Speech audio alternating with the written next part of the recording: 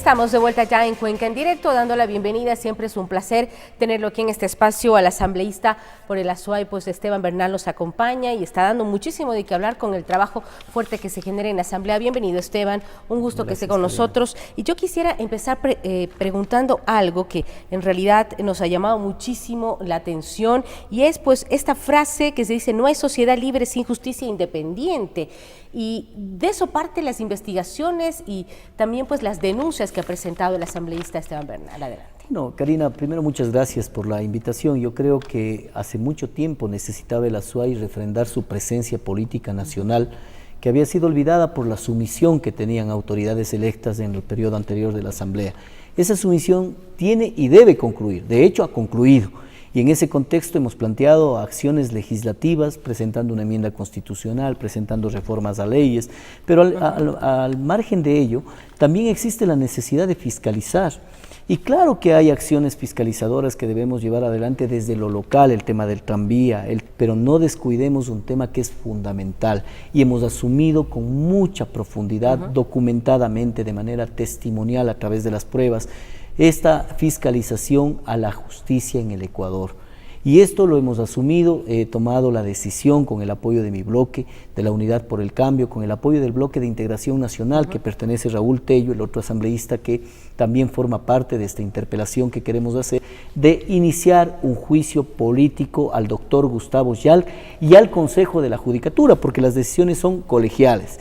Y en ese contexto, levantar un juicio político, digo, Karina, porque sí me ratifico en aquella frase que usted mencionó: no hay sociedad libre sin justicia independiente. Y lo último que hemos tenido en el Ecuador es una justicia independiente.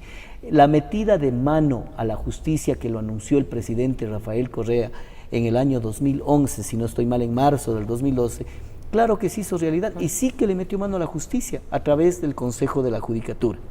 Y ese secreto a voces que fue la metida de mano en la justicia, hoy la empezamos a asumir con gran responsabilidad para fiscalizar, para devolverle a la Azuay, a devolverle al Ecuador una justicia independiente. No creo que hemos sido la panacea en la historia, tampoco hay que generar aspavientos alrededor de una historia también que fue negativa para nosotros, pero eso no puede ser una perversidad para decir si así fue de mala que siga siendo mala o peor. Correcto, por el contrario, hay que direccionar para tener una justicia realmente independiente, Karina. Ahora, la pregunta es, también se planteó el juicio al vicepresidente Jorge Glass. ¿Cómo avanza ese juicio? Es lo que se preguntan los ecuatorianos, porque sabemos que hay el interés de acabar con la corrupción, si es que hay datos, si es que hay pruebas. ¿Por dónde está ese camino? El tema del juicio al vicepresidente es un tema que fue archivado por el Consejo de Administración Legislativa, sin perjuicio de que se reabra este juicio, más aún si estamos a días, el 1 de octubre, Karina, vence el plazo para que la Fiscalía tenga la posibilidad de acusar al vicepresidente. Dudo que por más correísta que sea el fiscal, porque lo ratifico, es correísta a muerte. De hecho, lo ha anunciado a través de varios espacios de las redes de comunicación que tenemos hoy en día, redes sociales, que cuando fue asesor político de Correa manifestaba su adhesión al proyecto político, su adhesión a los líderes que era Rafael Correa y Jorge Glass. Por lo tanto, confianza en lo personal no lo tengo, pero estoy seguro que la confianza tengo en la justicia internacional que presiona para que la Fiscalía lleve adelante un proceso acusatorio al vicepresidente por la inmensa responsabilidad que tiene política y ahora sí directamente penal, porque es la Fiscalía la que le está acusando en los actos de corrupción que se han venido dando en los últimos 10 años. Ese tema se reabrirá, que también tiene que ver con esa lucha contra la corrupción. Nosotros estamos planteando juicio político a Gustavo Yal, que es el engendro mismo de la justicia ecuatoriana tomada por el correísmo, y en el caso del vicepresidente Glass, un tema relacionado con su inmensa responsabilidad. Reitero, Karina, no existe posibilidad alguna de exonerarle de su responsabilidad. Usted recuerde lo que pasaba hace muchos años atrás, cuando, por ejemplo, tenía un tema relacionado con el oleoducto ecuatoriano, cuando hubo un acto de terrorismo. Usted recordará que explotó el oleoducto ecuatoriano. El ministro de Energía y Minas en aquel entonces fue juzgado por la Asamblea por su responsabilidad política y su falta de control, la falta de cumplimiento de sus funciones que estuvieron encomendadas como ministro. Hoy, Alianza País, en ese contexto, quisiera una prueba, quizá poniendo la mecha, la dinamita para levantar el oleoducto por parte del ministro. Así de cambios han existido en el país, pero es lamentable. Nosotros no tenemos ¿Por qué verificar temas de carácter penal? Tenemos obligación de verificar responsabilidades políticas.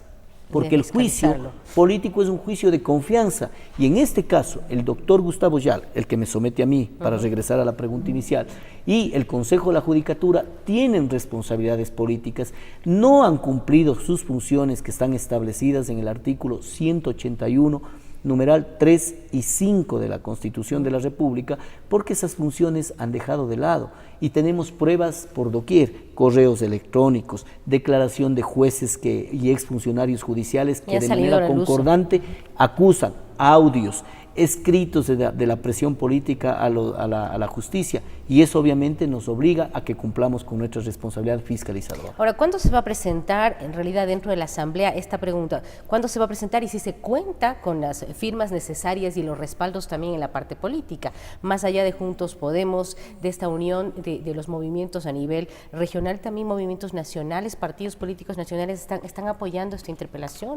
A ver, nosotros planteamos la interpelación al Consejo de la Judicatura dos bloques. El uno del bloque de la Unidad por el Cambio, en el cual estamos, estamos Juntos Podemos, participa las organizaciones a las que me pertenezco en este momento, y organizaciones políticas territoriales. Ahí nomás existen 23 comprometidos, 23 firmas que han comprometido mis compañeros, y se suma la banca nacional, que es de Raúl Tello, el otro interpelante, que tienen 14 integrantes, más Freddy Alarcón, que es independiente, que ha planteado la posibilidad de apoyar el juicio. Tendríamos 38 firmas garantizadas, ¿no? Acorde a lo que se presentaron ante las cámaras a nivel nacional. Correcto, se necesitan 35. 35 de acuerdo a la ley orgánica de la función legislativa. Sin embargo, Karina, le debo ratificar que yo he entregado ya el escrito de interpelación tanto al movimiento Suma cuanto al Partido Social Cristiano, para que también sus firmas puedan adherirse a este proceso, sin perjuicio de que la presentemos sin sus firmas. Sin embargo, sería grato para la opinión pública, grato para el país, de que toda la oposición al unísono, los 63 asambleístas de oposición, suscribamos, porque hay elementos de juicio plenamente demostrables. Yo pienso que es imposible inclusive que el Consejo de Administración Legislativa, que negó el juicio a Glass en la primera ocasión, en esta ocasión se nieguen a presentar la posibilidad de que sea juzgado el Consejo de la Judicatura, cuando el tema de la intercepción, de la incidencia en la independencia de la justicia es un tema flagrante, documentado. Yo no soy, Karina, propiedad, más allá de lo pretencioso que puede sonar esto, un asambleísta y un legislador de una provincia tan histórica como la nuestra, de que vaya a golpear puertas de cuartos vacíos y levantar aspavientos. Nosotros estamos presentando de manera documentada, de manera testimonial, notarizadas dichos testimonios, de manera concordante todas las acusaciones, y sobre todo una prueba que es fundamental, aquella que el doctor Alexis Mera, ¿no?, remite una carta. Vea usted, Karina, cómo se metió la mano en la justicia, una carta sin ningún pudor alguno, carta en la cual amenaza, advierte a los jueces que cuidado fallen de una forma en la que él creía que se iba a fallar, porque de lo contrario pediría al Consejo de la Judicatura de que sean sancionados. Eso es una omisión por parte del Consejo de la Judicatura, porque conocen de ese documento, porque ese documento está copiado al Consejo de la Judicatura. Esa omisión es una clara violación de sus responsabilidades de garantizar la independencia de la justicia. Ese momento, el doctor Jack debía haberle llamado la atención al doctor Mera y decirle: usted no puede involucrarse en temas de carácter jurisdiccional en la justicia ecuatoriana, y por lo tanto ese incumplimiento nos lleva a que pongamos el juicio político. Nos quedan menos de 3 minutos y sí quisiera preguntarle sobre el tema de la consulta popular. ¿Cuáles son las preguntas que ustedes como bancada también pues sugieren al presidente, porque es un hecho la consulta? Vea, usted recuerde que nosotros en campaña electoral planteamos la consulta popular como un mecanismo viable, totalmente legal y legítimo para que el Ecuador tome un nuevo rumbo. Yo creo que lo fundamental y lo de fondo es lograr que esta consulta popular permita descorreizar el Ecuador, una institucionalidad correísta que se ha tomado el Ecuador. Y ahora la consulta popular que estará planteándole el presidente el próximo 2 de octubre ha recibido N cantidad de probabilidades. Nosotros nos enmarcamos en lo que propusimos en campaña y que seguro formará parte de esta consulta, al menos las primeras señales que hemos visto. 1, reelección indefinida, que es una perversidad para la democracia y para un proceso de alternabilidad que requiere toda democracia y toda sociedad sana.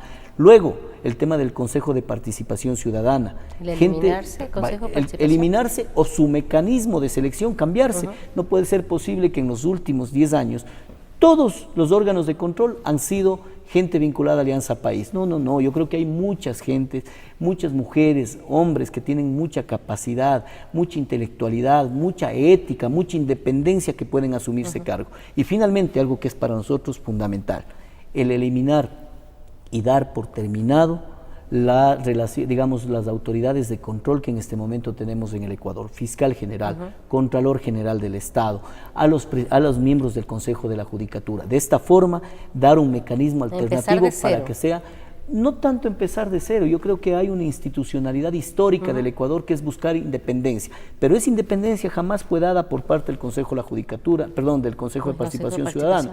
Por lo tanto, los nuevos mecanismos de selección tienen que garantizar, sobre todo, 3 aspectos: ética, honestidad e independencia. Yo quiero irme nada más con esta pregunta. El expresidente Rafael Correa dice que va a volver al país por la constituyente. ¿Qué opinan ustedes al respecto? Yo tengo la impresión que el expresidente todavía se sigue creyendo dueño del país, ¿no? Como siempre intentó serlo durante los 10 años y vimos un buen grupo de ecuatorianos que le frenteamos y que hoy en día la historia y el tiempo nos ha dado la razón.